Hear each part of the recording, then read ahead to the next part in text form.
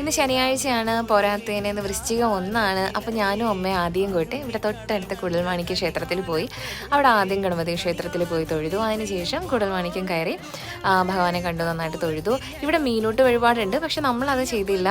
നമുക്ക് അവിടുന്ന് പ്രസാദമായിട്ട് കിട്ടിയതെന്ന് കുറച്ച് അവിലെടുത്തിട്ട് ആദ്യം അവിടെ മീനുകൾക്ക് കൊടുക്കണം എന്ന് പറഞ്ഞു. അങ്ങനെ അവൻ കുറച്ച് നേരം അവിടെ മീനൂട്ട് അവൻ സ്വന്തമായിട്ട് നടത്തി.